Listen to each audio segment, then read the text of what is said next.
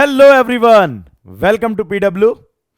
सो आप सबके मन में हमेशा एक क्वेश्चन रहता है कि सर बेस्ट टाइम पीएसयू का क्या है। मुझे पता है आप में से बहुत सारे लोग सर्च करते रहते हो हर वक्त कि सर पीएसयू की तैयारी कब से करें और कैसे करें। तो आज का ये जो पूरा सेशन है आपके इसी कंफ्यूजन को दूर करने के लिए मैंने बनाया है कि पीएसयू के लिए बेस्ट टाइम आप क्या चूज करते हो स्टार्ट करने के लिए और कैसे आप पीएसयू की प्रिपरेशन कर सकते हो।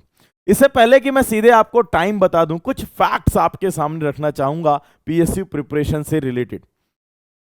मैंने ऐसा देखा है बहुत सारे स्टूडेंट्स को, वो पीएसयू के बारे में सोचते तब हैं जब वो अपना बीटेक क्रॉस कर लेते हैं और फाइनल ईयर में या फाइनल ईयर क्रॉस करने के बाद वो सोच रहे होते हैं कि अब हम पब्लिक सेक्टर में जॉब करेंगे। ये जो आपकी सोच है मेरे हिसाब से वो सही नहीं है, क्योंकि पब्लिक सेक्टर यूनिट्स में जाना आज की डेट में ऐसा ही है जैसा एक अनार और 100 बीमार। तो कहीं ना कहीं आपको पहले से प्रिपरेशन अपनी स्टार्ट करनी पड़ती है, क्योंकि ये एक लॉन्ग जर्नी होने वाली है, लगभग 6 महीने से 1 साल की। और ये वो भी तब जब आप 100% अपना देने को रेडी हो। बहुत सारे स्टूडेंट्स कंफ्यूज हो जाते हैं अपने दोस्तों की वजह से, अपने कलीग्स या अपने सीनियर्स की वजह से, जो ये कह देते हैं उनसे कि यार पीएसयू की जॉब करना बहुत मुश्किल है, पीएसयू में जा पाना बहुत मुश्किल है। जबकि ये सच नहीं है।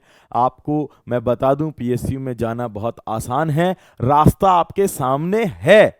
हाँ, ये जरूर है कि रास्ता थोड़ा लंबा है, आपको पढ़ना थोड़ा ज़्यादा पड़ता है, लेकिन फिक्स्ड है कि क्या पढ़ना है और पक्का है कि आप सिलेक्शन तक पहुंच जाओगे। तो अपने माइंड को सबसे पहले आप रेडी कर लो कि हाँ भाई, लॉन्ग जर्नी तो है लेकिन मैं रेडी हूं सिलेक्शन पाने के लिए पीएसयू में, तो कोई समस्या नहीं होने वाली। दूसरा, जो थर्ड ईयर स्टूडेंट्स होते हैं, जो सेकंड ईयर स्टूडेंट होते हैं या फर्स्ट ईयर से ही जिन लोगों के मन में रहता है कि नहीं मैं पब्लिक सेक्टर यूनिट में ही जाऊंगा और उसके हिसाब से ही मैं अपनी प्रिपरेशन करूंगा, उनको टाइम एलोकेशन की बहुत बड़ी समस्या रहती। कहेंगे सर हमको उतनी ही देर में कॉलेज भी करना है, उतनी ही देर में थोड़ा लैपटॉप भी चलाना है, थोड़ा मोबाइल से चिट चैट भी करना है, उतने ही देर में सर हमको पार्टी भी करना है, कॉफी भी पीने जाना है दोस्त के साथ, तो करें कैसे? समय तो 24 ही घंटे है सर, हमारे पास पीएसयू की प्रिपरेशन करने के लिए तो समय ही नहीं है, तो बीटेक जब कर लेंगे तब हम पीएसयू की प्रिपरेशन करेंगे। ऐसा माइंडसेट बहुत सारे स्टूडेंट्स का कॉलेज ड्यूरेशन में रहता है, सोचते हैं कॉलेज के बाद हम कर लेंगे। लेकिन देखिए, सबको 24 ही घंटे मिलते हैं। अगर आप उसे प्रॉपरली ऑर्गेनाइज्ड करना जानते हैं तो भाई साहब आप अपने कॉलेज के साथ ही अपनी प्रिपरेशन स्टार्ट करने में सक्षम हो जाएंगे।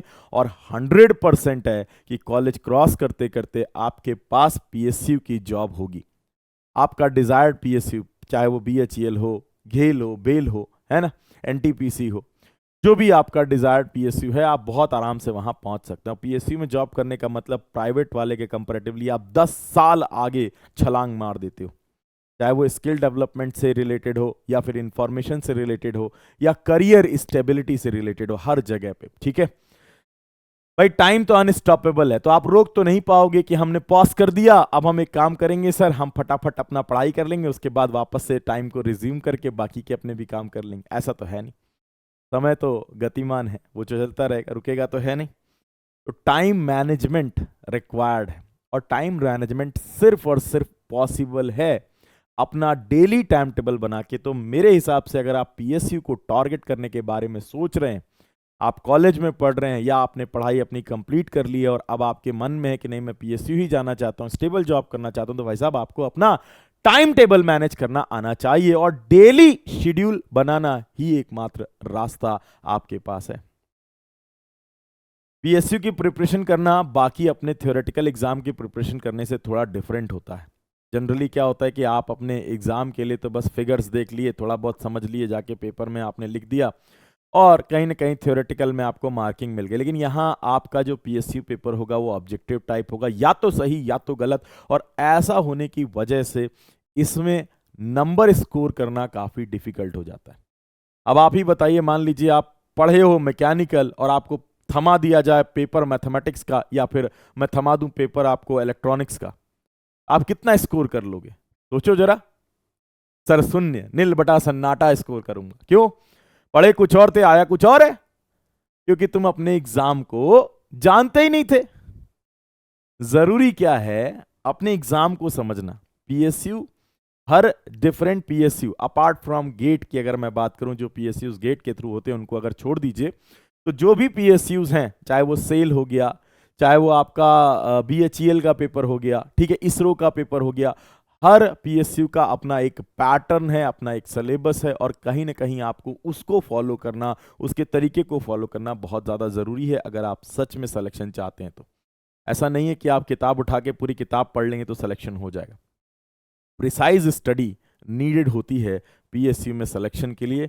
स्टडी का एक तरीका है यार, थ्योरी पार्ट में क्या पूछा जा सकता है, न्यूमेरिकल्स में किस टाइप के न्यूमेरिकल आएंगे, अगर कैलकुलेटर ही अलाउ नहीं है तो हमको किस तरह से कैलकुलेशन करने की हैबिट अपनी जनरेट करके रखनी है ताकि हम ज्यादा से ज्यादा नंबर ऑफ क्वेश्चंस को अटेम्प्ट कर पाएं। ये सारे छोटे छोटे बहुत महत्वपूर्ण चीजें हैं जिसको आप सिर्फ और सिर्फ अपने एग्जाम को जान के कि भाई किस चीज का पेपर देने वाले हो पॉसिबल है। ठीक है, इसके बाद लास्ट है, लेकिन ये लीस्ट नहीं है, अपना पोटेंशियल जानना। आपको लगता है सर हम ना बहुत कम, हमारे अंदर कैपेबिलिटी नहीं है, हम अपने टाइम जोन में चल रहे हैं, मस्त सोते हैं, उठते हैं, खाते हैं, हम कभी ना कभी तो सक्सेस हो जाएंगे। डेफिनेटली आप सक्सेस हो जाओगे, हर इंसान जो भी आया है ना वो कहीं ना कहीं किसी ना किसी रूप में सक्सेसफुल होना है। आप अपने टाइम जोन में सक्सेस हो जाओगे, लेकिन अगर आप चाहते हो कि दूसरे के टाइम जोन में आप सक्सेसफुल हो जाओ, इसी साल आप पीएसयू में सेलेक्ट हो जाओ, तो भाई साहब आपको अपने पोटेंशियल को अनलॉक करना पड़ेगा। और उसका एक ही तरीका है, अपने आप को टेस्ट कराते रहना, डेली बेसिस पे अपने आप को टेस्ट करते रहना, अपने आप को टारगेट देते रहना कि मैं इसको सॉल्व करूंगा, ये क्वेश्चंस को पढ़ूंगा, ये थ्योरी पढ़ूंगा, और डेली बेसिस पे अपनी एनालिसिस करना। इससे आप अपने पोटेंशियल को अनलॉक कर सकते हो। तो these are some very important facts that you must have to be no about the PSU. कि अगर पीएसयू में जाना है तो माइंड सेट होना चाहिए कि हमारा सिलेक्शन पीएसयू में होगा, हमें कोई डेविएशन नहीं लेना है। दूसरा, टाइम एलोकेशन बहुत इंपॉर्टेंट है, खासतौर से उन स्टूडेंट्स के लिए जो अपनी पीएसयू में जाने की प्रिपरेशन कॉलेज के समय से ही करना चाहते हैं। तीसरा, ये भी बहुत इंपॉर्टेंट है, किस एग्जाम की आप प्रिपरेशन कर रहे हो। अगर आप मल्टीपल एग्जाम्स की प्रिपरेशन कर रहे हो तो उसका भी एक तरीका होना चाहिए कि आपको सेग्रीगेटेड रखें कि भाई ये एग्जाम्स इन ड्यूरेशंस में आता है और हमारी प्रिपरेशन का लेवल ऐसे चलने वाला है। अपना पोटेंशियल पहचान लें। मैक्सिमम स्टूडेंट्स जो पीएसयू में आते हैं, ये फैक्ट है, रियलिटी है, मुझे पता है बहुत सारे लोगों को बुरी लगेगी, लेकिन ये रियलिटी है। पीएसयू की प्रिपरेशन में आते कब हैं, वो बहुत सारे ऐसे स्टूडेंट्स हैं जो अपने बीटेक के बाद सीख कर रहे होते हैं कि भाई हमको कोई जॉब मिल जाए, और अगर उनको लगता है कि सर कोई जॉब नहीं मिल पा रही तो चलो यार चलो पीएसयू की प्रिपरेशन कर लेते हैं। ये जो आपका बहुत ही कैजुअल टाइप का बिहेवियर है अपने करियर को लेकर के, ये बहुत खतरनाक है, और सिर्फ आपके लिए नहीं, आपके पूरे फ्यूचर के लिए, आपकी फैमिली के लिए भी खतरनाक है। आप कैजुअल बिहेवियर नहीं रख सकते, आपका बिहेवियर कैजुअल नहीं हो सकता।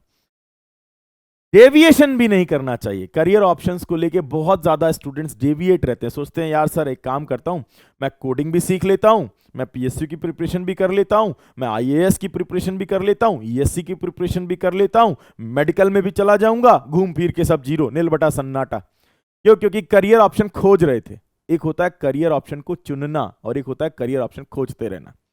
अगर आप अपना इंजीनियर बनने के बाद भी करियर ऑप्शन खोज रहे हो तो ये बहुत ज्यादा चिंता का विषय है आपके लिए। आपको करियर ऑप्शंस खोजना नहीं, अब चुनने की बारी है। ठीक है ना?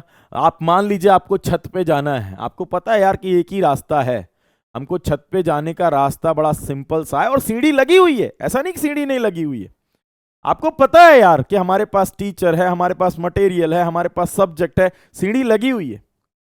लेकिन हम ये सोच रहे हैं कि हम इसकी छत पे जाएं कि उसकी छत पे जाएं कि उसकी छत पे जाएं, आधा आधा सीढ़ी सब पे चढ़ रहे हैं और वापस उतर जा रहे हैं, क्योंकि हमारी बुद्धि हमें रोक रही है ऊपर जाने से। अगर आप एकदम क्लियर हैं कि हमको कौन से जगह पे अपने करियर को लेके जाना है, अगर करियर पाथ आपने डिसाइड कर लिया तो भाई साहब आपके पास पाथ है और आप आराम से जा सकते हो। और यही एक तरीका है। It doesn't matter, career path ऐसा नहीं होता कि जो आईएएस बनेगा वही सक्सेसफुल होगा, जो इंजीनियर में जो भेल में जाएगा वही सक्सेसफुल होगा। लेकिन हाँ, पीएसयू में जाने का जो रास्ता है वो एक ही है, चाहे वो किसी भी पीएसयू में जाना हो, ठीक है, किसी भी पीएसयू में जाना हो, एक इंजीनियर के लिए एक ही रास्ता है, उसके टेक्निकल सब्जेक्ट्स और कुछ आपका नॉन टेक पोर्शन, जो कि बड़ा स्पेसिफाइड है, बड़ा स्पेसिफिक है, उसके बाहर जाता ही नहीं है, हमेशा उतना ही आना है, उसके बाहर जाना ही नहीं है। तो आपके लिए अपने डिजायर्ड छत पे चढ़ना बहुत ही आसान है, बस आप अपने करियर ऑप्शन को चुन लीजिए और उसी पे आप आगे बढ़ते जाइए।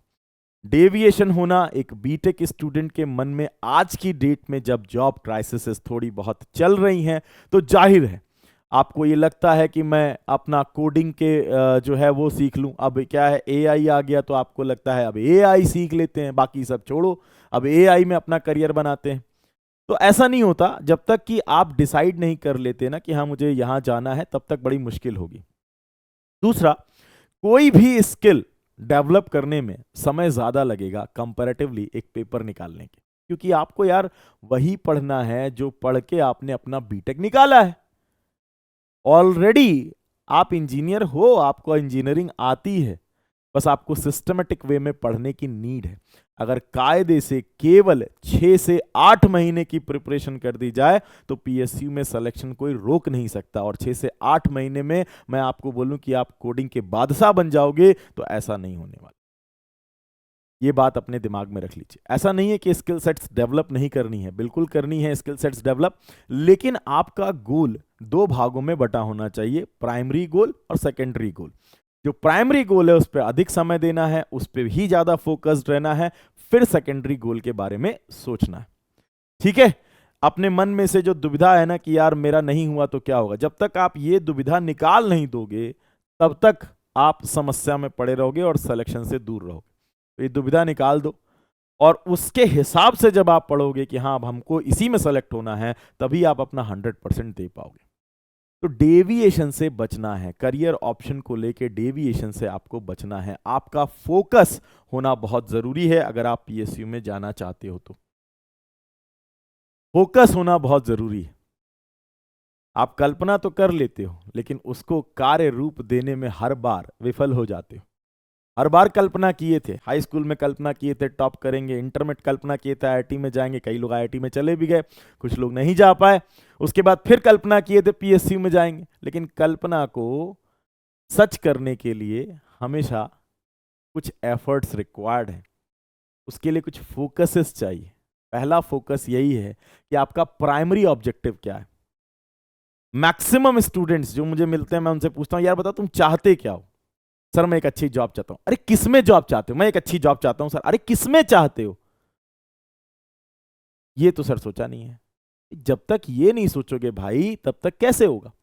सबसे पहले आपको ये पता होना चाहिए कि मैं जॉब किस में चाहता हूं। अगर आप कोडिंग में ही जाना चाहते हो तो give your time to the coding only. अगर आप सॉफ्टवेयर में ही जाना चाहते हो तो वहीं दो, फिर ये आपके लिए बेकार है। लेकिन अगर आप सच में पीएसयू में जाना चाहते हो, और पीएसयू में भी खास तौर से ये उन लोगों के लिए कह रहा हूं जो टेक्निकल वाले हैं, जो सीएस के बच्चे हैं, वो तो जाहिर सी बात है अपना ज्यादा से ज्यादा समय अपने एग्जाम, अपने सब्जेक्ट को ही देंगे। जो कोर टेक्निकल ब्रांचेस हैं जैसे कि इलेक्ट्रिकल, मैकेनिकल, सिविल, अगर इन लोगों की बात करूं तो ज्यादातर क्या होता है, वो भी डेविएट होते रहते हैं। तो डेविएशन से बचना बहुत ज्यादा आपका जरूरी है। प्राइमरी गोल आपको सेट करना पड़ेगा। पीएसयू में जाना है तो प्राइमरी गोल पीएसयू हो गया। रिक्वायरमेंट्स आपको पता होनी चाहिए, और ये देखना आप सबको आता है यार, आप इंजीनियरिंग ऐसे थोड़ी कर रहे हो। कुछ तो आप में खास बात थी कि आप इंजीनियर बनने के लिए आगे बढ़े हो, और सही में कुछ खास बात है कि आपने इस लेवल तक पहुंच गए हो कि अब पीएसयू की प्रिपरेशन कर रहे हो, मतलब आप इंजीनियर ऑलमोस्ट बनने की कगार पे खड़े हो या तो बन चुके हो। इसका मतलब आपको अपना फोकस कहां रखना है, किस चीज पे रखना है, इतनी इंफॉर्मेशन देने की नीड नहीं है, आपको पता है। सबसे पहले आ जाती है बात रिक्वायरमेंट की। प्राइमरी गोल सेट हो गया, रिक्वायरमेंट्स। अब देखो रिक्वायरमेंट्स में आता है कि हमको बुक्स क्या चाहिए, हमारा सिलेबस क्या है, हमें कैसे पढ़ना है स्टेप बाय स्टेप, और सर हमें कहां से पढ़ना है। सो ये हमारा पूरा हो गया रिक्वायरमेंट्स। तीसरा जो सबसे इंपॉर्टेंट है वो है रोड मैप। अब देखो जैसे ऐसा नहीं होगा कि जब पीएसयू का पेपर अनाउंस हो जाएगा, अब इसरो का पेपर है 1 महीने बाद, इसरो का नोटिफिकेशन आया, आप सोच रहे हैं 1 महीने में हम पूरा पढ़ के तुरंत इसरो में फट से सेलेक्ट हो जाएंगे। बहुत सारे लोग सेलेक्ट हो भी जाएंगे, बट मैं आपको बताता हूं कि उनकी प्रिपरेशन कुछ पहले से रही होगी। ऐसा नहीं होगा कि कोई बस आज से स्टार्ट करेगा और महीने भर के अंदर उठ के जाके सेलेक्ट हो जाएगा। बहुत ही ब्रिलियंट इंसान होगा अगर ऐसा कुछ हो गया तो, ये मिरेकल टाइप का है। अदरवाइज मैंने आपको पहले ही बताया था, इट विल टेक टाइम। पढ़ना तो पड़ता है और पढ़ने में समय भी लगता है, रिविजन्स भी करने पड़ते हैं। तो 6 महीने पहले तो नोटिफिकेशन नहीं आएगा, लेकिन तैयारी तो हमें 6 महीने पहले से ही शुरू करनी पड़ेगी। नोटिफिकेशन का वेट हम नहीं कर सकते। पीएसयू आएगा पक्का है, क्योंकि लोगों को काम तो करना ही है वहां पे। तो अगर आप अपना गोल सेट करे हो तो आप ये मान के चलो कि 6 मंथ से 8th मंथ का हमारा गोल है पीएसयू में जाने का। और पीएसयू के नोटिफिकेशन का मैं वेट नहीं करूंगा। जो मेरे कॉमन सिलेबसेस हैं मैक्सिमम पीएसयूज के, उनको पहले कवर अप करूंगा। फिर जो पीएसयूज के नोटिफिकेशन आते जाएंगे उनके स्पेसिफिक रिक्वायरमेंट जो हैं सिर्फ उन पे फोकस करते हुए बाकी का रिवीजन करूंगा। ये सबसे इंपॉर्टेंट पार्ट होता है अगर आप सच में किसी पीएसयू में जाना चाहते हैं तो रोड मैप आपका बिल्कुल क्लियर होना चाहिए कि भाई हमारा रोड मैप क्या है, अगले 8 महीने का हमारा रोड मैप क्या होने वाला है, हमको आज ही पता होना चाहिए। और यार बहुत ही आसान है, मैं आपको बता रहा हूं। अगर मैं आपसे कहूं कि मैं आपको महीना 1 लाख रुपए हर महीने दे सकता हूं, केवल आप 8 महीने जो है हमारे इंटर्न बन जाइए, तो आप बोलोगे सर हम बन जाएंगे 8 महीने इंटर्न, हमको 1 लाख रुपए महीना दो, उसके बाद हमारी फैमिली को इंश्योरेंस दे दो, हमारे जो है हर तरह के खर्चे दे दो, रहने का घर दे दो, पानी बिजली सब फ्री दे दो, सर हम 8 महीने आपके इंटर्न बन के रह जाएंगे। आप कहोगे सर हम पैसा दे के इंटर्न बन जाएंगे।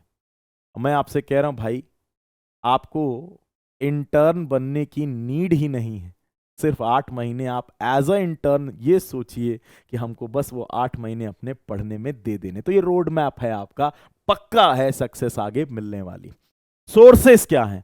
मैक्सिमम स्टूडेंट्स को सोर्सेस की नीड होती है। अब ऐसा नहीं होगा, मैंने पहले ही आपको बताया कि आप कोई किताब उठा लोगे और सोचोगे पूरी किताब पढ़ लूं तो मेरा सिलेक्शन हो जाएगा, ऐसा बिल्कुल नहीं है।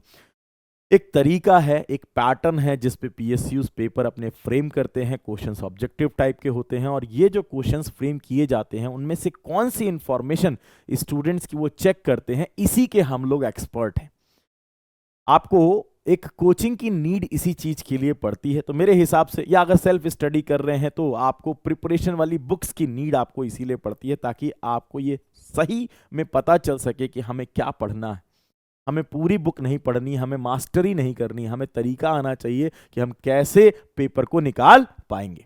ठीक है, सो सोर्सेज बहुत इंपॉर्टेंट हैं। आपके पास ऑनलाइन सोर्सेज भी हैं, ऑफलाइन सोर्सेज भी हैं।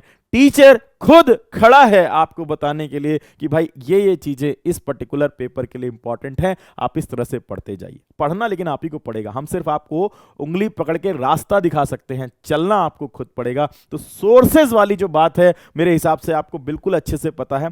सही सोर्स सेलेक्ट करना बहुत जरूरी है, सही सोर्स सेलेक्ट करना बहुत जरूरी है। हम अगर गलत सोर्स को उठा लेंगे तो हम चाहे कितना भी एफर्ट डाल दें, काम नहीं बनेगा। जैसा मैंने आपसे कहा कि आना है पेपर इलेक्ट्रॉनिक्स का और मैकेनिकल की, आप पूरी इंजीनियरिंग करके बैठ जाइए, कैसे काम बनेगा? काम नहीं बनेगा। तो सोर्सेस, सही तरीके से सोर्सेस चूज करना भी आपका एक फोकस पार्ट ही है, इस पे भी आपको समय देना चाहिए। ठीक है, आ जाते हैं sir step by step preparation करेंगे कैसे। हम ये तो बिल्कुल क्लियर हैं कि कब करना चाहिए। सर करना चाहिए प्रिपरेशन तब जब हमारा माइंड सेट रेडी हो गया हो कि अब हम प्रिपरेशन करेंगे। क्योंकि अगर आप किसी के कहने में प्रिपरेशन करने जाएंगे तो आप 100% अपना नहीं दे पाएंगे। करियर ऑप्शंस के बाकी के तलाश में रहेंगे तब भी आप 100% फोकस नहीं दे पाएंगे। आपको ये चीज अपने अंदर से आनी चाहिए। जिस समय आपके अंदर से आ रहा है कि नहीं सर मैं पीएसयू की प्रिपरेशन सच में अपने लिए, अपने भविष्य के लिए करना चाहता हूं, मैं जाना चाहता हूं, मैं कोर इंजीनियरिंग समझना चाहता हूं, देखना चाहता हूं, लोगों के साथ वो सारी चीजें सीखना चाहता हूं जिस पे कोर इंजीनियरिंग हमारी चल रही है, तो फिर आपका मोटिवेशन अपने अंदर से आ गया। आपको प्रिपरेशन फर्स्ट ईयर से ही स्टार्ट कर देनी चाहिए, मुझसे पूछिए तो। और अगर आप फाइनल ईयर क्रॉस कर चुके हैं तो आपको अपना 100% अगले 6 महीने 8 महीने ब्रेक करके दे देनी चाहिए, अगर आपका पीएसयू ही एक मेन वो है तो, एम है तो। ऐसा नहीं है, बहुत सारे स्टूडेंट सोचते हैं कि हम 1 साल प्रिपरेशन करेंगे, अगर हमारा नहीं हुआ तो फिर हम जो है क्या करेंगे। आप किसी भी प्राइवेट जॉब में भी जाते हो और आप ये कहते हो कि मैंने 1 ईयर अपने आप को एक प्रिपरेशन मॉड्यूल में डाल के कुछ चीज़ें सीखने की कोशिश करी, उसको नेगेटिव नहीं लिया जाता, उसके भी पॉजिटिव वे में ही लिया जाता है। ठीक है, बशर्ते आपने सीखा हो। ऐसा ना हो कि सिर्फ आपने चाय की दुकान पे समय बर्बाद कर दिया हो, तो आपने सीखा हो, आपको सच में उस 1 साल में कुछ आया हो। ठीक है, बाकी तो डेस्टिनी है, कोई बात नहीं, कुछ और अच्छा लिखा होता है कई बार, तो वो एक अलग बात है। बट प्रिपरेशन करते समय अगर ये माइंड में आपके 1% भी आ रहा है ना कि ये नहीं तो क्या, तो मतलब फिर तो गड़बड़ है यार। बस यही चाहिए, ये वाला माइंडसेट आपका होना बहुत नीडेड है। तो फाइनल ईयर में है तो भाई बहुत दबाव में है, आप अपना पूरा 100% देना चालू कर दीजिए दिन भर का। मैं आपको अभी शेड्यूल बता देता हूं कैसे पढ़ना चाहिए। अगर आप फर्स्ट ईयर या सेकेंड ईयर से ही अपनी पीएसयू की प्रिपरेशन में लग जाते हैं तो आपकी लाइफ बाकियों से 10 साल आगे कूद जाएगी, क्योंकि आप बहुत कम जॉब में, बहुत कम एज में बहुत अच्छी जॉब में चले जाएंगे और बहुत हायर लेवल तक आपको प्रमोशंस मिल पाएंगे। तो बेस्ट प्रिपरेशन का टाइम आपका फर्स्ट ईयर सेकेंड ईयर से ही स्टार्ट हो जाता है। जो भी सब्जेक्ट्स आप पढ़ रहे हैं, चाहे वो इंजीनियरिंग मैथमेटिक्स हो गई, चाहे वो आपका मशीन हो गया, है ना, अगर आप इलेक्ट्रिकल किसी भी ब्रांच से होंगे तो फर्स्ट ईयर में आप बेसिक पोर्शन तो पढ़ते ही हैं। ठीक है, फिजिक्स का बेसिक पार्ट हो गया आपका। ठीक है, उसके बाद आप आगे बढ़ते हो, मान लो और भी जो सब्जेक्ट्स हैं, जैसे मैं इलेक्ट्रिकल इंजीनियरिंग में अगर आपको 1-2 सब्जेक्ट गिना दूं तो नेटवर्क है। ठीक है, अगर आप सीएस ब्रांच से हो तो आपका जो है जो भी आपके लैंग्वेजेस हैं वो इंपॉर्टेंट हैं, जो आपने स्टार्टिंग में ही अच्छे से पढ़ना स्टार्ट कर देना है, उनके ऑब्जेक्टिव्स को समझते जाना है। सोर्सेस के लिए मैंने आपको पहले ही बताया कि हमारे जैसे बहुत सारे टीचर्स आपके लिए ऑनलाइन और बहुत सारे टीचर्स ऑफलाइन आपके लिए अवेलेबल हैं, तो आपको बस केवल अपना मन बनाने की देर है। आज की डेट में सोर्सेस की कोई कमी नहीं। हाँ, सोर्सेस को चुनना बड़ा इंपॉर्टेंट है और सही सोर्सेस को चुनना आपके लिए बहुत आसान है। किसी भी टीचर को 1 से 1.5 घंटे का समय देके आप बहुत आराम से उसकी बातों को समझ सकते हो। कैसे करनी है प्रिपरेशन में, एक डबल ई ब्रांच का एग्जाम्पल लेके आप सभी को समझा देता हूं कि जैसे मान लीजिए आप डबल ई ब्रांच से हैं, तो पीएसयूज में सबसे पहला इंपॉर्टेंट इंफॉर्मेशन होता है कि भाई किन सब्जेक्ट्स का ज्यादा वेटेज है। अगर हम ज्यादा वेटेज वाले सब्जेक्ट्स को पहले हम अपने दिमाग में बसा लें कि इन सब्जेक्ट्स का ज्यादा वेटेज है, तो हम अपनी प्रिपरेशन को उसी मॉड्यूल में रख पाएंगे। ठीक है, जैसे अगर मैं आपसे पीएसयूज में बात करूं तो ऑलमोस्ट 30 से लेकर के 40% तक का जो है वो आपके कोर सब्जेक्ट्स का वेटेज आ जाता है, जिसमें मशीन हो गया, पावर सिस्टम हो गया, मेजरमेंट हो गया, नेटवर्क हो गया, कंट्रोल हो गया। ये सारे आपके कोर के ही पार्ट एक तरह से गिने जाते हैं। तो ऑलमोस्ट 30 से 40% आपका जो है वो कोर होता है। ठीक है, पावर इलेक्ट्रॉनिक्स हो गया, पावर सिस्टम हो गया। इनके लिए कुछ सब्जेक्ट्स प्री रिक्विजिट भी हैं, जैसे कि कंट्रोल सिस्टम्स नीडेड है या फिर नेटवर्क आपका नीडेड है। तो ये जो बेसिक जो सब्जेक्ट्स नीडेड है कोर सब्जेक्ट्स को समझने के लिए, उन पे आपका फोकस पहले होना जरूरी है। कैसे प्लान करें सर पूरे दिन को? तो सबसे पहले आपको जो है अपने डे को 2 पार्ट में डिवाइड कर देना है। अगर आप ऑनलाइन पढ़ने का प्लान कर रहे हो तो ये 2 पार्ट में क्या होगा, पहला हो गया लेक्चर प्लानिंग, लेक्चर वॉचिंग, और दूसरा हो गया आपका जो है अपने आप को सेल्फ प्रैक्टिस क्वेश्चंस। ओके, ये फाइनल ईयर के लिए मैंने पेपर का पैटर्न बता रखा है। जो थर्ड ईयर में है उन लोगों को ये पैटर्न वीकेंड में फॉलो करना है। मतलब सैटरडे और संडे में अगर सिर्फ फॉलो कर लेते हैं तब भी बड़े आराम से वो अपने जॉब पे पहुंच सकते हैं, अपनी अचीवमेंट को पा सकते हैं। ठीक है, 3 से 4 घंटे आप लेक्चर को वॉच करिए और 2 पार्ट में बांट दीजिए, क्योंकि अगर आप ई लेक्चर वॉच कर रहे हैं तो मेरे हिसाब से 2-2.5 घंटे में 2 पार्ट में आप बांट दीजिए, तो ज़्यादा नहीं करिए। ठीक है, 2 पार्ट में आप इसे बांट दीजिए। हाँ, डेली पढ़िए, ये जरूर है, चाहे वो सैटरडे हो, चाहे वो संडे हो, चाहे वो किसी दोस्त का बर्थडे वाला दिन हो, आपको छोड़ना नहीं, क्योंकि अगर आप छोड़ोगे तो डेट्स कम पड़ जाएंगे, ज्यादा देर आपको वॉच करना पड़ेगा और वो कहीं ना कहीं आपको इफेक्ट करेगा। दूसरा, 4 से 5 घंटे का समय आपको प्रॉब्लम सॉल्विंग पे देना है। 4 से 5 घंटे का समय आपको क्वेश्चन सॉल्विंग पे देना है। क्वेश्चन सॉल्विंग पे 4 से 5 घंटे का समय देना है। सर कैसे 4 से 5 घंटे का समय मैं क्वेश्चन सॉल्विंग पे दे सकता हूं? आसान है, आप एक नियम बना लीजिए कि रोज जो भी सब्जेक्ट आप पढ़ रहे हैं, डेली कम से कम 2 सब्जेक्ट या फिर 1 सब्जेक्ट का अगर आपने बनाया तो भी चलेगा, लेकिन जो सब्जेक्ट आप पढ़ रहे हैं उसके 20 से 25 क्वेश्चंस को सॉल्व करने का टारगेट आप बना लीजिए दिमाग में। ठीक है, और जो भी पीएसयूज की किताबें आ रही हैं मार्केट में, बहुत सारी हैं, मैं नाम नहीं ले सकता, बट आपको पता है 15,000 क्वेश्चन की किताब आती है, 20,000 क्वेश्चन की किताब आती है। ठीक है, और लगभग वो सारे पीएसयूज के पुराने छटे हुए क्वेश्चंस होते हैं। तो it will be very easy to it will be very easy to solve them. Okay, मतलब आप उनको थियोरेटिकल टाइप है, अगर आपने कंटेंट पढ़ लिया है तो उन पे प्रैक्टिस करना आपके लिए बहुत आसान है। ठीक है, बस आपको क्या करना है, 25 क्वेश्चन का टारगेट लगाइए, टाइमर लगाइए, 1 मिनट के अंदर एक क्वेश्चन आपको करने की कोशिश करनी है। धीमे धीमे इस टाइम को कम करते जाएंगे, आप ये पाएंगे कि 40 सेकंड में आपका एक क्वेश्चन बनने लग गया, क्योंकि पीएसयू में नंबर ऑफ क्वेश्चन ज़्यादा आने वाले हैं और समय आपको कम मिलेगा। ठीक है, अगर गेट के थ्रू है तब तो सेम बात हो गई, अगर गेट के अलावा दूसरे पीएसयूज की बात करें तो उन पीएसयूज में आपको डेफिनेटली टाइम कम रहेगा, क्वेश्चन ज़्यादा होगा, स्पीड, टाइम मैनेजमेंट और एक्यूरेसी तीनों चीज़ एक साथ में चेक होती है। ठीक है, तो आपको उसकी हैबिट होनी चाहिए, इसके लिए मैंने आपको 4 से 5 घंटे का, शुरुआत में आपको 4 से 5 घंटे लगेंगे 25 से 30 क्वेश्चन करने में, धीमे धीमे ये समय आपका बचने लगेगा, और जो ये समय बचेगा उसमें से उठा के आप जो है 1 आध घंटे का समय अपने एप्टीट्यूड को देना स्टार्ट कर देंगे। देखिए एप्टीट्यूड बहुत इंपॉर्टेंट हो आज की डेट में, क्योंकि एप्टीट्यूड ऐसा नहीं है कि सिर्फ आपको जो है एप्टीट्यूड में नंबर दिलाने का काम करने वाला है, ये आपके जनरल इंजीनियरिंग को सोचने का नजरिया भी बदल देगा। ठीक है, सो एप्टीट्यूड वाला जो पार्ट है ये पीएसयूज के लिए बड़ा इंपॉर्टेंट पार्ट होता है, कई पीएसयूज में इसका अपना सेपरेट कट ऑफ होता है।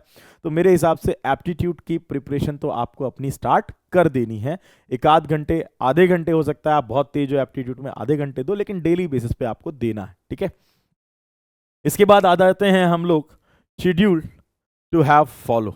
क्या आपका शेड्यूल होना चाहिए, जैसे मैं इलेक्ट्रिकल ब्रांच का एक एग्जांपल लिया था, तो उसमें जो है बेसिक सब्जेक्ट जो सबसे पहले सभी को आना चाहिए वो है नेटवर्क। ऐसे ही आपकी जो भी ब्रांच है उसके लिए जो भी बेसिक सब्जेक्ट है सबसे पहले आप अपना बेसिक सब्जेक्ट पढ़िए, क्योंकि उसका नीड हर सब्जेक्ट में पढ़ने वाला है, जैसे मैथमेटिक्स हो गया या नेटवर्क हो गया। ठीक है, तो इनका आपको हर सब्जेक्ट में नीड पढ़ने वाला है, तो इनको आप कोशिश करिए, अगर आज की डेट से आप स्टार्ट करते हैं, चलिए आज से हम शुरुआत कर लेते हैं, तो मिड ऑफ अगस्त तक आपको क्या कर देना चाहिए, कोशिश करनी चाहिए कि हम कंप्लीट कर लें। अगर हमारा 6 महीने का टारगेट है तो मिड ऑफ अगस्त तक हमें कोशिश करनी चाहिए कि हम अपना नेटवर्क एनालिसिस और मैथमेटिक्स कंप्लीट कर लें। और अगर अगर आपके पास सही सोर्स है तो भाई साहब इतना समय बहुत है, आराम से आप कर सकते हैं, जो मैंने आपको तरीका बताया। उसके बाद आ गया कंप्लीट इलेक्ट्रिकल मशीन हो गया, सिग्नल सिस्टम हो गया, सितंबर के एंड तक आपकी प्रयास होना चाहिए कि आपका ये जो पार्ट है वो कंप्लीट हो जाए। ठीक है, इसके बाद सितंबर एंड से लेकर के अक्टूबर तक आपकी कोशिश होनी चाहिए कि आप जो है पावर सिस्टम और कंट्रोल सिस्टम्स अपना पढ़ना स्टार्ट कर दें। इनमें भी तैयारी के पॉइंट ऑफ व्यू से अगर आप देखेंगे तो बहुत आसानी से इसे पढ़ा जा सकता है। अच्छा, मैं आपको अभी और भी बताऊंगा कि पीएसयूज के लिए स्पेसिफिकली वीडियो लेक्चर्स को कैसे देख सकते हैं। कंप्लीट करिए पावर इलेक्ट्रॉनिक्स और एनालॉग इलेक्ट्रॉनिक्स, जो सिमिलर वाले सब्जेक्ट्स हैं उनको एक साथ में पढ़ना चाहिए। इससे बेनिफिट ये होगा कि एक दूसरे से रिलेटेड कंसेप्ट समझने में बहुत ज़्यादा आसानी हो जाएगी, जैसे कि बीजेटी हो गया या फिर आपका एफईटी मॉसफेट हो गए, इनके ऑपरेशंस आपको अगर एनालॉग वाले में समझ में आ रहे तो आपको कैरेक्टरिस्टिक्स अगर इनकी समझ में आ रही तो उसमें समझना बहुत आसान हो जाएगा। ठीक है, इसके बाद आपका लगभग 80 से 90% सिलेबस कंप्लीट हो चुका है ऑलरेडी, और अब आप आ चुके हैं अक्टूबर नवंबर मिड में। ठीक है, तब तक आपका लगभग सिलेबस 90% कंप्लीट हो चुका होगा, अगर जो मैं प्लान बता रहा हूँ उसके हिसाब से चलते हैं तो। इसके बाद जो अलग अलग से सब्जेक्ट्स होते हैं उन पे आपको फोकस करना चाहिए, जैसे कि एमएफटी हो गया, डिजिटल इलेक्ट्रॉनिक्स हो गया, मेजरमेंट हो गया, ये बहुत ही ईजी सब्जेक्ट्स में गिने जाते हैं और इन पे आपको बहुत ज़्यादा समय देने की नीड नहीं है। ऐसा नहीं है ए प्लस बी का होल स्क्वायर समझ में आ गया तो रोज ए प्लस बी का होल स्क्वायर ही चल रहा है। ठीक है ना, ऐसा भाई बहुत सारे स्टूडेंट करते हैं। ईएमएफटी आपकी फिजिक्स है, आपने ऑलरेडी इंटरमीडिएट में भी पढ़ी हुई है, बहुत जल्दी समझ में आ जाएगी अगर आपके पास अच्छा टीचर है तो, जैसे सोनू लाल सर जैसा टीचर अगर आपको पढ़ा रहा है तो 100% आपको तुरंत समझ में आ जाएगी। डिजिटल इलेक्ट्रॉनिक्स है, चंदन झा सर जैसे या चंदन गुप्ता सर पढ़ा रहे हैं, आपको तुरंत समझ में आ जाएगी। मेजरमेंट है, सतीश सर पढ़ा रहे, तुरंत समझ में आ जाएगा, बहुत आसान है, बहुत कम पोर्शन आपका जो है वो रिक्वायर्ड है। ठीक है, इसके बाद आपको जो समय देना है अपना मैक्सिमम समय, वो है आपका रिवीजन का समय, ये मेंटेन रखना है। हो सकता है जब आप अपनी प्रिपरेशन कंप्लीट कर रहे होगे, ऑलमोस्ट आपकी प्रिपरेशन कंप्लीट होने की कगार पे होगी, उस समय तक कोई नोटिफिकेशन ना आया हो। बहुत सारे स्टूडेंट्स के साथ होता है, नोटिफिकेशन नहीं आया होता तो फिर वो क्या करते हैं, अपनी प्रिपरेशन को लीव आउट कर देते हैं, सोचते हैं कि अब तो नोटिफिकेशन तो आया नहीं है। ऐसा नहीं है, क्योंकि आपने जो अपना समय प्रीवियसली दे रखा है ना, वो नॉलेज आपकी कहीं बहुत ज़्यादा गैप ना क्रिएट हो जाए, इसके लिए आपको अपने आप को रिवीजन के मोड में हमेशा रखे रहना है। देखिए ऑल ऑफ द सडन आएगा, 1 महीने के अंदर नोटिफिकेशन आएगा और 2 महीने के अंदर पूरा प्रोसेस कंप्लीट हो जाएगा, सिलेक्शन उलेक्शन सब, पोस्टिंग वोस्टिंग सब। पीएसयू का ऐसा ही हिसाब किताब रहता है, खासतौर से इंजीनियरिंग वाले जो हैं। तो आप अगर गेट को टारगेट बना के अपनी प्रिपरेशन को आगे बढ़ा रहे हो, पीएसयू अल्टीमेट टारगेट है, तो उसके लिए मैंने आपको एक तरीका और एक चार्ट फ्लो समझा दिया कि आप कैसे आगे बढ़ सकते हो। लेकिन आपके दिमाग में ये बात एकदम 100% क्लियर होनी चाहिए कि हमें पीएसयूज के लिए प्रिपेयर रहना, यानी रिवीजन वाला पार्ट छोड़ना नहीं है, भले ही नोटिफिकेशन थोड़ा आगे पीछे आ सकता है। ठीक है, गेट का तो नोटिफिकेशन फिक्स्ड है भाई, वो तो फरवरी में ही होना है, हो रहा है। तो फरवरी में होना है तो मतलब फरवरी के हिसाब से क्यों ना हम अपना पूरा प्लान शीट तैयार कर लें और उसी के हिसाब से आगे बढ़ जाएं। जनवरी एंड में होना है, फरवरी में होना है, तो हम उसके हिसाब से अपनी प्लान शीट तैयार करके और आज से तैयारी में लग जाते हैं। जैसे ही गेट का एग्जाम खत्म होता है, बहुत सारे डिफरेंट पीएसयूज के पेपर भी आपको देखने को मिलते हैं। इतना ही नहीं है, पीएसयूज में जाने का एक रास्ता गेट के थ्रू भी खुलता है, और बहुत अच्छे अच्छे पीएसयूज जैसे एनटीपीसी हो गया, ओएनजीसी हो गया, आईओसीएल हो गया, इनमें जाने का रास्ता गेट के थ्रू खुलता है। इनमें जाने का रास्ता गेट के थ्रू खुलता है, लेकिन गेट में रैंक अच्छी होनी चाहिए। मैंने आपको पहले ही बताया, 1 अनार 100 बीमार। तो भाई साहब ऐसा है कि आज की डेट में इंजीनियर्स की कमी नहीं है, लेकिन हाँ, पीएसयू में नंबर ऑफ सीट्स की कमी जरूर है। कमी क्या मैं बोलूं, मैं ये बोल सकता हूं कि नंबर ऑफ सीट्स कम है, और सबको वहीं जाना है। जो गेट में बैठ रहा है वो कहे हमको ओएनजीसी जाना है, अरे तो भाई ओएनजीसी जैसा नंबर भी लाना पड़ेगा ना, ये बहुत इंपॉर्टेंट है।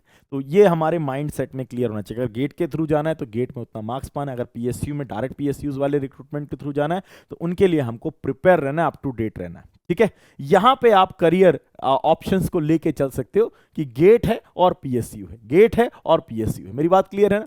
यहां पे आप करियर ऑप्शन जरूर लेके चल सकते हो, क्योंकि दोनों एक दूसरे के पूरक टाइप के हैं, दोनों एक दूसरे को रिलेट करता हुआ बन सकता है। ठीक है, 10 से 12 घंटे आपको अपना टेस्ट सीरीज और रिवीजन पे देना होगा। दिसंबर के एंड से, लगभग दिसंबर के एंड से जनवरी तक आपको सिर्फ और सिर्फ पूरा फोकस अपना रिवीजन्स, रिकॉल्स और नंबर ऑफ क्वेश्चंस पे प्रैक्टिस, टेस्ट सीरीज पे प्रैक्टिस करने पे देना चाहिए। जनवरी में आप मिड में अपने आप को पाओगे कि आप बहुत ज़्यादा कॉन्फिडेंट हो अपनी रैंक को लेकर के, आपके मन में बहुत संतुष्टि होगी कि भाई अब हमारी रैंक अच्छी आ जाएगी। हमारे यहाँ जो एजुकेशन सिस्टम है, इसमें एक है तो बहुत जबरदस्त, नो डाउट, लेकिन इसमें स्टूडेंट्स ने अपना एक माइंड सेट अलग सा फ्रेम कर लिया है। स्पेशली मैं पेरेंट्स को बोलना चाहूँगा, क्या होता है कि बचपन से ही वो अपने बच्चे को बताने लगते हैं यार पेपर है, पढ़ना पड़ेगा। तो उसके मन में रहता है कि जब पेपर आएगा तब मैं पढ़ूंगा, और जब पेपर नहीं होगा तो मैं नहीं पढ़ूंगा। अरे जब पेपर आ जाएगा तब तुम क्या ही पढ़ लोगे, पेपर आने के पहले तुम्हें पढ़ना पड़ेगा, तभी तुम अच्छा पेपर दे पाओगे। पेपर के टाइम तो सिर्फ रिवीजन कर सकते हो। मेरी बात क्लियर है ना? तो ये अपने दिमाग में बिल्कुल बसा लो, ये ऐसा पेपर नहीं है जिसमें हम सिर्फ पेपर की रात वाले में हम पढ़ेंगे और उसके बाद जाके एकदम फोड़ फाड़ देंगे। ये थोड़ा डिफरेंट गणित है, और इस गणित को समझने के लिए हमको कैसे चलना पड़ेगा, डेली बेसिस पे सीढ़ी चढ़ते हुए चलना पड़ेगा। तब जाके हम इतने कॉन्फिडेंट होंगे कि हमारे रैंक अच्छी हमें नजर आ रही होगी, और हम बचे हुए जो हमारे दिन होंगे जनवरी के टाइम पे, पेपर से जस्ट पहले, अगर गेट की बात करूं तो, या किसी पीएसयू की बात करूं तो, इतने ज़्यादा हाईली कॉन्फिडेंट होंगे ना कि आप सोच रहे होगे जल्दी से पेपर का डेट आ जाता, मैं आज जाके बस पेपर दे देता। ये वाली भावना जिस दिन आने लग जाएगी, ये जान लीजिए आपकी प्रिपरेशन का लेवल इतना तगड़ा है कि आपको हर जो एग्जाम में आप बैठोगे उसमें आप फोड़ने वाले हो। ठीक है, खासतौर से ईएससी का भी पेपर इसी तैयारी से होते हुए गुजरता है, तो आप ईएससी के लिए भी प्रिपेयर हो जाओगे। जो भी आपके रिमेनिंग टॉपिक्स रह जाते हैं, कुछ पीएसयूज में एक्स्ट्रा टॉपिक भी आते हैं, जैसे कि इलेक्ट्रॉनिक एंड इलेक्ट्रिकल मेजरमेंट्स, जो कि आपको जो है अगर आप इलेक्ट्रॉनिक्स से हैं तो गेट में तो नहीं है बट पीएसयूज में आता है। तो ये जैसे बीईएल है तो Bharat heavy electricals limited, Bharat electricals limited है ना, इलेक्ट्रॉनिक्स लिमिटेड जो कंपनी है उसमें हो गया। तो यहाँ पर आपके पास एक ऑप्शन है कि आप जो है BEML हो गया, आप जा सकते हो अगर आप कुछ बेसिक सब्जेक्ट्स और पढ़ ले। तो इन बेसिक सब्जेक्ट्स में क्या क्या आ जाते हैं, इलेक्ट्रिकल एंड इलेक्ट्रॉनिक मेजरमेंट्स, ठीक है, utilization of light and electricity, इसको यूटिलाइजेशन ऑफ इलेक्ट्रिकल एनर्जी के नाम से भी बहुत कॉलेजेस में पढ़ाया जाता है। ठीक है, तो यूटिलाइजेशन वाला एक हो गया पेपर, और दूसरा power system protection and generation, ये गेट में बहुत डिटेल में नहीं पढ़ते, लेकिन इसमें आपको थियोरेटिकली थोड़ा और अच्छे से कमांड होनी चाहिए। ठीक है क्या? सो ये वाला पार्ट आपको आना चाहिए। कुछ एडिशनल सब्जेक्ट्स हो गए। इनके साथ में आपको करना क्या है, अगर आप पीएसयूज पे फोकस कर रहे हो तो यार देखो, गेट की प्रिपरेशन अलोंग विद हम पीएसयू की चल सकते हैं। पीएसयू की प्रिपरेशन कर अगर रहे हो तो भाई साहब पीएसयू में PYQs ESC engineering services examination के लगाने बहुत ज्यादा जरूरी। कितने साल के? जितने आपको ज्यादा से ज्यादा साल के मिल जाएं। खास बात जानते हो क्या है? ईएससी में पिछले 20 सालों में इतने क्वेश्चन हैं और इतने टॉपिक्स को कवर किया है कि केवल अगर तुम 20 साल के बढ़िया से समझ के क्वेश्चन लगा के चले गए तो तुम्हारा सिलेक्शन कोई रोक ही नहीं सकता किसी पीएसयू। और ये 60 सेकंड से कम में करने वाले क्वेश्चंस होते हैं। तो ईएससी के 20 साल के क्वेश्चंस हो गए। ठीक है, ये आपको बहुत ज्यादा हेल्प करने वाले। फिर solve all GATE PYQs, GATE के क्वेश्चंस को सॉल्व करना जरूरी है, भले ही आप गेट की प्रिपरेशन ना करके पीएसयू के बारे में भी सोच रहे हो तो भी, क्योंकि गेट के क्वेश्चंस बहुत सारे कंसेप्ट्स को डिराइव करने के, आपके दिमाग में बसाने का काम कर देते हैं। फिर आ गया आपका एसएससी जेई। अब आप बोलोगे सर मैं तो जेई की प्रिपरेशन ही नहीं कर रहा, मैं तो आपने जो है पीएसयू की प्रिपरेशन कर रहा हूं। बिल्कुल, लेकिन एसएससी जेई के जो पेपर आए हैं प्रीवियस ईयर के, उनमें भी जो क्वेश्चन का फॉर्मेट रहता है वो काफी हद तक आपके पीएसयूज के क्वेश्चन से मैच करते हुए लेवल का होता है, इंजीनियरिंग वाला। तो मेरे हिसाब से आपको उन क्वेश्चंस को भी प्रैक्टिस करना चाहिए। ठीक है, कोर सब्जेक्ट्स के लिए सॉल्व्ड क्वेश्चंस जो आपके होते हैं आपकी कन्वेंशनल बुक्स के, उन सॉल्व्ड एग्जांपल्स को आपको एक बार लगाने की कोशिश करनी चाहिए, क्योंकि वो सॉल्व्ड क्वेश्चंस कोई भी ऑथर जो रखता है अपनी किताब में, एक अच्छा ऑथर, वो कुछ सिखाने के लिए रखता है, किसी कंसेप्ट को डिराइव करने के लिए रखता है, तो वहां से आपको चीजें और बेहतर वे में समझ में आती है। देखिए, रटना काफी मुश्किल होता है, बट अगर हम किसी चीज को समझ जाए तो हम कभी भी भूलते नहीं है। डेली की शेड्यूलिंग आप कैसे कर सकते हो? मुझे जो ऐसा लगता है, हर एक इंसान का अलग अलग है, मगर मैंने ये देखा है कि जो भी स्टूडेंट्स बेस्ट स्कोर करते हैं वो भाई साहब खूब बढ़िया से सोते हैं, अपनी नींद बढ़िया से कंप्लीट करते हैं, दिमाग हमेशा फ्रेश रहता है जब वो पढ़ रहे होते हैं, इस वजह से वो ज़्यादा ग्रैप्स करते हैं। ठीक है, और कुछ ऐसे भी स्टूडेंट्स होते हैं जो मेहनत बहुत करते हैं लेकिन उनको ग्रैप्स कम होता है। उसके पीछे कारण ये कि उनकी नींद नहीं पूरी हुई होती, वो बस परेशान रहते हैं और परेशान होकर पढ़ते रहते हैं, थिंक बहुत कर रहे होते हैं, तो सर दर्द कर रहा होता है तो कितना ही अंदर जाएगा। बड़ा सिंपल सा फंडा है, अगर आप किसी चीज़ को, मान लीजिए पानी ही है, फ्लो हो रहा है और मैं ऐसे ऐसे उसको बार बार काटता जाऊं तो यार पानी इफेक्टिव कम अंदर जाएगा, और मैं अगर आराम से उसे बहने दूं, मैं शांति से खड़ा रहूं, तो ज़्यादा पानी जाएगा, है ना? सिंपल है ना? ये सबको पता है भाई। आपके अक्सर आप लोग कार धोने के लिए पाइप का यूज करते हो ना, पाइप को क्या करते हो, आगे से चपटा कर देते हो, सोचते हो कि अब तेज पानी आ रहा है। तेज नहीं आ रहा, बस आप उसको क्या करते हो, उसके फ्लो को चेंज कर देते हो। ज्यादा पानी तो तभी आ रहा है जब शांति से आप पाइप को छोड़ देते हो। मेरी बात क्लियर है? तो मेरे हिसाब से आपको प्रॉपर नींद लेने की बहुत ज्यादा जरूरत है अगर आप प्रॉपर प्रिपरेशन करने के मूड में हो, और फ्रेश माइंड से पढ़ने की बहुत ज्यादा जरूरत है, फ्रेश माइंड से पढ़ने की। मॉर्निंग का जो टाइम होता है, मुझे लगता है उस समय आदमी सबसे ज़्यादा फ्रेश रहता है, तो आप उस समय थ्योरी और कंसेप्ट पे फोकस कर सकते हो। जस्ट आफ्टर वेकअप क्या होता है, आप रिवीजन को दो। जस्ट आफ्टर वेकअप, जैसे आप उठे 7:30-8 बजे उठे, आधा एक घंटा आप रिवीजन को देने के बाद आप अपना नाश्ता वास्ता करने के बाद फिर थ्योरी और कंसेप्ट पे बैठ जाओ। आफ्टरनून का जो टाइम होता है उसमें आप न्यूमेरिकल सॉल्व करो, क्योंकि लिटिल बिट स्लीपी टाइम होता है, इसमें ज़्यादा से ज़्यादा न्यूमेरिकल्स पे प्रैक्टिस करने का बेनिफिट होता है। इवनिंग का जो टाइम है भाई साहब, इनको आप वीडियोस पे दो, क्योंकि इवनिंग का टाइम ही सबसे ज़्यादा स्टूडेंट बर्बाद कर देता है। क्या होगा, कोई दोस्त फ़ोन कर देगा, बोलेगा अरे यार वहाँ चलेगा क्या, चल पूल खेलने चलते हैं। वो जो समय है ना, वो बर्बाद कर देता है आपका, क्योंकि उसको दोपहर में वो सो चुका होता है। अब उसको तो पता है नहीं कि आप क्या कर रहे हो, लेकिन उसको ये पता है कि मैं तो खेलने जाऊंगा, अब मुझे चाहिए एक साथी, तो आपका समय बर्बाद कर देगा। मुझे चाय पीने जाना है, अपने साथ इसको भी ले चलता हूँ, इसको भी चाय पिला के लाऊंगा, आपका समय हो जाएगा बर्बाद। समय ही तो एक ऐसी चीज है जो रोकी नहीं जा सकती। तो भाई साहब, आप इवनिंग का जो टाइम है वो अपने वीडियोस पे दे सकते हो।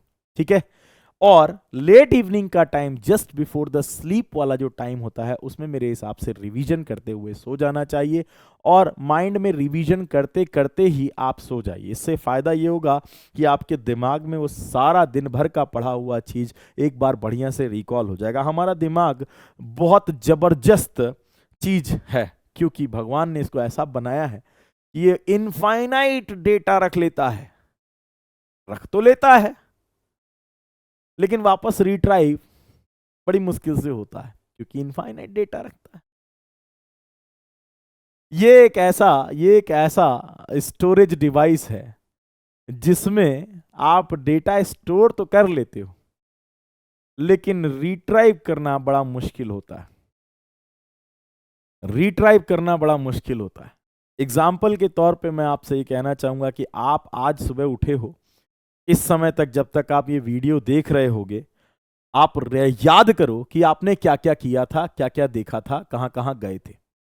आप नहीं याद कर सकते हर एक माइन्यूट से माइन्यूट चीज जो आपने उतने घंटे में देखी थी। क्या आप हर चीज याद कर सकते हो? नहीं याद कर सकते। लेकिन कुछ इवेंट्स आपको याद होंगे, जैसे कि हो सकता है मम्मी ने डांट लगा दी सुबह सुबह उठते ही मान कि अब तक सो रहे हो या चाय दे दिया हो, वो इवेंट याद होगा। क्यों? क्योंकि उस वक्त आप अंदर से या तो खुश हुए या दुखी हुए, और साथ ही साथ आपने उस पर्टिकुलर मोमेंट को ज्यादा ध्यान से ग्रैप्स किया। तो ये जो ज्यादा ध्यान से ग्रैप्स करने वाली बात मैं आपसे कह रहा हूं ना, इसको आपको अपने स्टडी में लगानी है। कुछ ऐसी भी चीजें होती हैं जो आपको अच्छे से याद होती हैं क्योंकि वो रिपीट हो रही होती हैं, रिवीजन बार बार हो रहा होता है। कुछ ऐसी मूवीज होंगी जो आपको एकदम बढ़िया से एकदम एक एक सीन एक एक डायलॉग भी याद होगा, क्योंकि आपको एक तो मजा भी आया था देखते समय, और दूसरा आपने खूब रिवीजन भी किया उसका, 4-4 बार एक ही मूवी देख डाली। ऐसा आप सबके साथ होता है, मुझे पता है अच्छे से। ये सिर्फ एक एग्जाम्पल है आपको ये बताने का कि रिवीजन, जितनी बार आप रिविजन करते हो आपके दिमाग को लगता है ये उतना ही इंपॉर्टेंट डेटा है आपके लिए, और फिर आपका रिट्राइवल इजी हो जाता है। तो रिवीजन का टाइम नाइट का रखिए, क्योंकि नाइट के टाइम पे आपका जो दिमाग है वो उन चीज़ों को सोचते हुए अगर सोएगा तो दिमाग को ये आपकी बॉडी में अपने दिमाग में अपने आप आपके कंट्रोल के बाहर ऐसा लगेगा कि ये इंपॉर्टेंट डेटा है, और वो ऑटोमेटिकली रिट्राइव होना फास्ट हो जाएगा। हर स्टूडेंट को अपना वीकली प्लान बनाना बहुत ज़रूरी है। डेली शेड्यूल के साथ साथ वीकली प्लान होना चाहिए, तभी आप कम समय में ज़्यादा टारगेट कर पाओगे। एक संभव प्लान बनाओ, मैं असंभव प्लान की नहीं बात करता हूँ। सुबह 8 से लेकर 10 बजे तक का एक संभव प्लान बनाओ। मंडे से लेकर के फ्राइडे तक का एक बढ़िया सा प्लान बनाओ। अगर तुम्हें एक दिन का रेस्ट चाहिए, बहुत ज़रूरी है, संडे को मत करो कुछ भी, कोई दिक्कत नहीं है, लेकिन अपना वीडियो वॉच करना मत छोड़ना, क्योंकि वो आपके लिए इंपॉर्टेंट है। वीडियो लेक्चर, चूंकि आपकी लाइव क्लासेस अगर चल रही हैं तो उनको आप मत छोड़िए। बाकी आप अपना कोई भी एक दिन छुट्टी वाला बना सकते हो कि ठीक है मैं आज नहीं पढ़ूंगा, बट हाँ रिवीजन जरूर करूंगा। रिवीजन आपका कोई भी दिन बंद नहीं होना चाहिए, ठीक है। और दूसरा, आपका जो वीडियो प्लान है, लेक्चर प्लान है, वो डिस्टर्ब नहीं होना चाहिए। सुबह 6 बजे से लेकर के रात में 10 बजे तक का एक प्रॉपर शेड्यूलिंग बनाओ। जो लोग कॉलेज जाते हैं भाई, उनके लिए तो ये 9 बजे से लेकर के और 6:30 बजे तक का टाइम वैसे इंगेज हो गया, तो उनके पास जो टाइम बच रहा है उसको वो अपने वीक में फ्राइडे तक दे सकते हैं। सैटरडे संडे आपको एक्स्ट्रा टाइम मिलेगा, वहाँ आप एक्स्ट्रा स्पेंड कर सकते हैं। जो वर्किंग लोग हैं वो भी अपना ज़्यादा टाइम वहाँ पर स्पेंड कर सकते हैं। होपिंग कि आपको मेरी ये बात समझ में आई है। पीएसयू का जो बेस्ट टाइम है वो आपका दिमाग डिसाइड कर रहा है। जब आप रेडी हो कि भाई मैं अब तैयारी करूँगा, वही बेस्ट टाइम है। नोटिफिकेशन का वेट करना सही नहीं होता। ध्यान रखिएगा मेरी बात, आपका सिलेक्शन होना ही है, इस भरोसे के साथ अपनी प्रिपरेशन स्टार्ट करिएगा। Thank you everyone.